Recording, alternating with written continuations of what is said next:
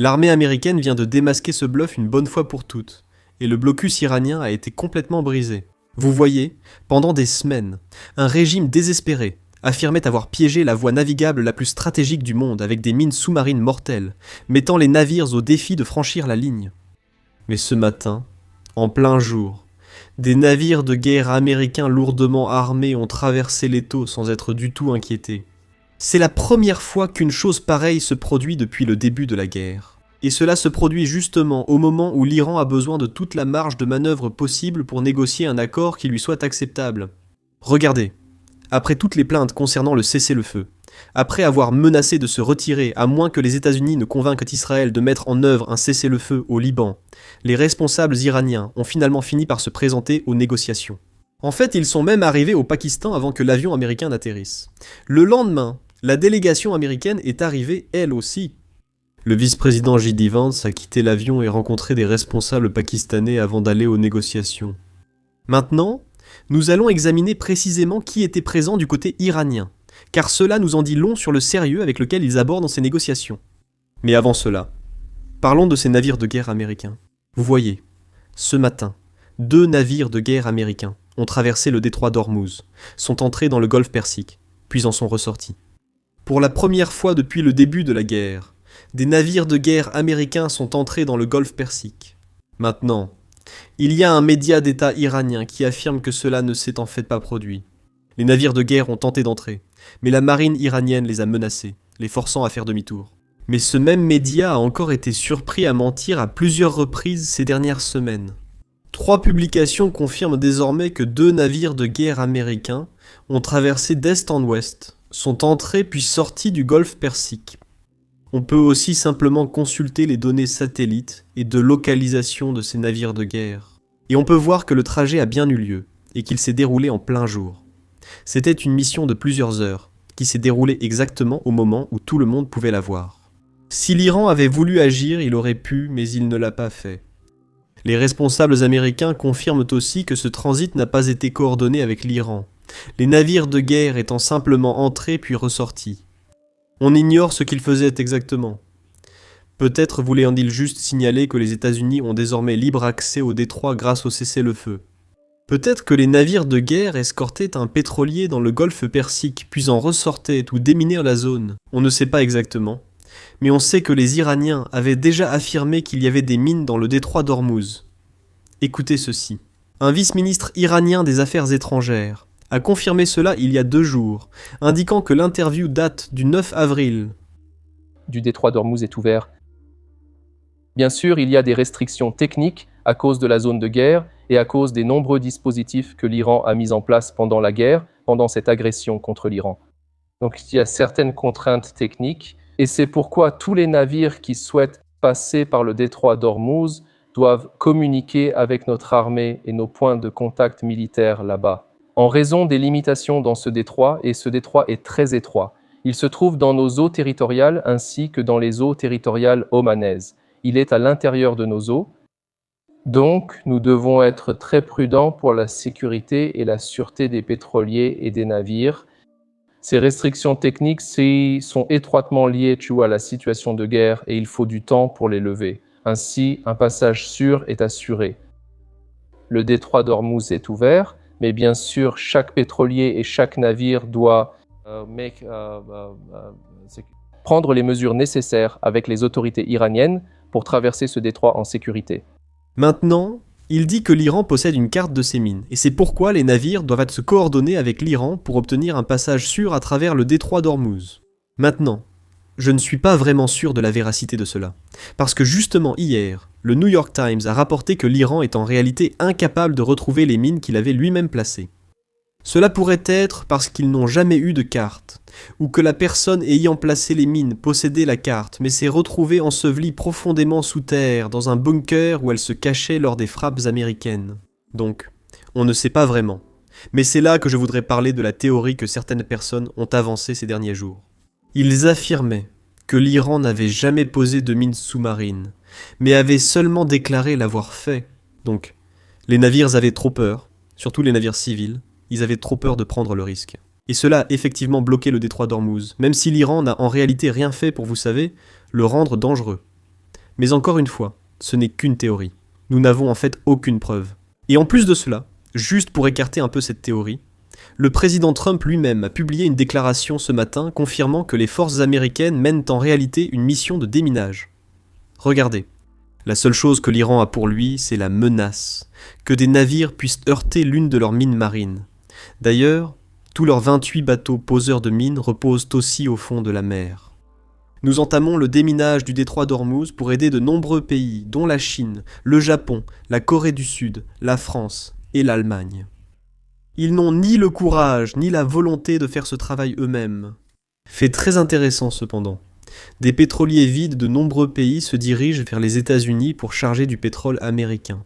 Maintenant, d'après ce que je comprends, et je tiens à préciser que je ne suis pas un expert de la marine, et en plus de cela, l'armée américaine dispose de capacités que le public ne connaît pas. Selon mes informations, les 2 navires de guerre ayant traversé le détroit d'Ormuz ne disposent pas réellement de capacités avancées pour détecter et enlever les mines.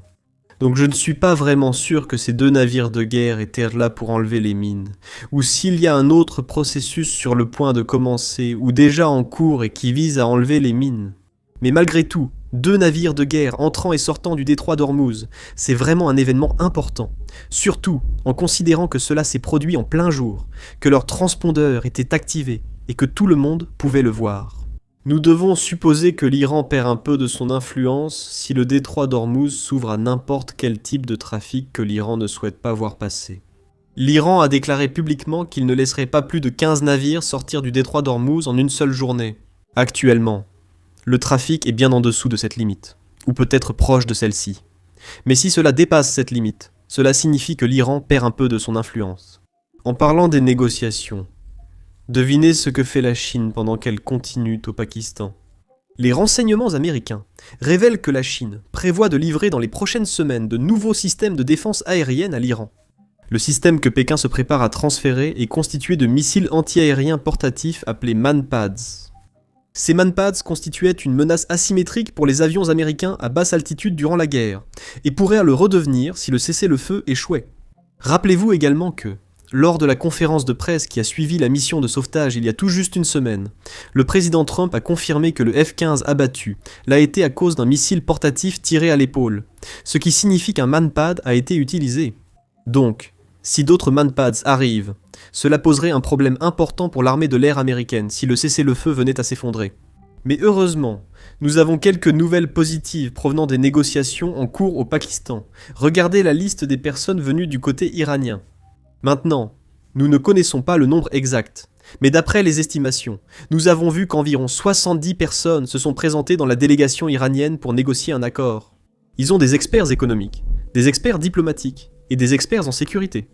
En gros, tout le monde est là. Même la personne dont nous parlions hier, ce Mohamed Bagheri, que les gardiens de la Révolution poussaient à inclure comme représentant des convictions, ou du point de vue des gardiens de la Révolution dans les négociations. Même ce type est inclus. La taille et la composition de cette délégation nous disent quelque chose. Cela signifie essentiellement que l'Iran prend cela au sérieux, et peut-être qu'ils espèrent parvenir à un accord négocié avec lequel ils peuvent vivre. Dans la vidéo d'hier, certains se souviennent peut-être que, juste avant que la délégation iranienne ne quitte l'Iran pour le Pakistan, son chef rappelait que 2 conditions des accords de cessez-le-feu n'avaient pas été respectées. Cela signifiait que l'Iran allait se retirer des négociations. Selon lui, et selon sa déclaration, ces conditions étaient un cessez-le-feu au Liban, et, deuxièmement, la libération des avoirs iraniens bloqués, en gros l'argent iranien sanctionné. Ils veulent récupérer cet argent. Maintenant, devinez quoi? Nous savons qu'une de ces conditions n'a pas été remplie. Il n'y a pas de cessez-le-feu au Liban, même actuellement. Israël a frappé plus de 200 cibles du Hezbollah au cours des dernières 24 heures. Et en plus de cela, des responsables américains disent aussi qu'ils n'ont jamais réellement accepté de libérer les fonds iraniens gelés pour le cessez-le-feu. Et devinez quoi? Ils n'en ont libéré aucun. Donc cela signifie que malgré le fait que les 2 conditions n'ont essentiellement pas été remplies, les Iraniens sont quand même allés au Pakistan et les Iraniens négocient en ce moment. En fait, alors que j'enregistre ceci dimanche matin, il semble que les négociations se poursuivent depuis plus de 4 heures maintenant à huis clos. Nous avons le vice-président J.D. Vance qui négocie avec la délégation iranienne et des experts des 2 côtés négocient entre eux. Cela nous montre un peu que l'Iran est désespéré. Peut-être que je me trompe, car c'est une opinion personnelle. Mais selon moi, l'Iran a déclaré publiquement que si ces deux conditions ne sont pas remplies, ils ne viendront pas. Les États-Unis ont répondu qu'ils n'avaient jamais accepté ces deux conditions et ne comptaient pas les respecter pour l'instant. Donc, malgré une déclaration publique disant qu'ils ne viendraient pas, l'Iran est quand même venu aux négociations. Ils sont venus avec une grande délégation, tout un entourage, et ont négocié très longtemps. Cela montre à quel point l'Iran tient à ces négociations. De plus, il est possible que l'Iran ait simplement bluffé en déclarant cela, non ? Peut-être que cela n'avait pas été négocié et que l'Iran l'a révélé à la dernière minute, espérant que les États-Unis leur offriraient plus qu'ils ne méritent. Mais les États-Unis sont restés fermes sur leur position et l'Iran s'est dit « D'accord, on a essayé. Ça valait le coup d'essayer, tu vois. » Et ils sont revenus à la table des négociations de toute façon. Dans tous les cas, le Hezbollah et le peuple libanais sont mécontents, car ils ont l'impression que l'Iran les a abandonnés après quelques déclarations publiques, et négocient désormais. Négocier avec les États-Unis alors que la guerre Israël-Hezbollah se poursuit ne plaît sûrement pas non plus à l'Iran. Ils ont maintenant une relation plus faible avec l'un de leurs groupes supplétifs. Mais malgré tout, voyons comment les négociations vont se dérouler. Pour l'instant, les négociations sont en cours, mais nous n'avons en fait aucun rapport sur ce qui est discuté, ce qui est accepté, et quels sont les désaccords. Mais lorsque nous aurons ces rapports, je m'assurerai de faire une vidéo mise à jour pour vous. D'ici là, je m'appelle Sam. On se retrouve dans la prochaine vidéo. Maintenant, pour comprendre pourquoi l'Iran agit comme il le fait en ce moment, nous devons revenir en arrière et regarder comment l'Iran en est arrivé là aujourd'hui. Cela ne signifie pas simplement revenir à 1979 lorsque la révolution islamique a eu lieu. En fait, nous devons remonter encore plus loin, à l'époque où la dynastie Kadjar régnait sur l'Iran au XIXe siècle, et examiner comment les décisions prises par la classe dirigeante à cette époque affectent encore l'Iran aujourd'hui. Eh bien, devinez quoi ? C'est ce que nous faisons dans notre podcast en plusieurs parties sorties aujourd'hui. Donc, si vous êtes quelqu'un qui s'intéresse à l'histoire de l'Iran, et à la façon dont nous en sommes arrivés là aujourd'hui, allez absolument y jeter un œil. Vous pouvez le regarder en cliquant sur les liens dans la description, ou vous pouvez simplement le regarder en cliquant sur l'écran de fin. Enfin, sur la vidéo affichée à l'écran.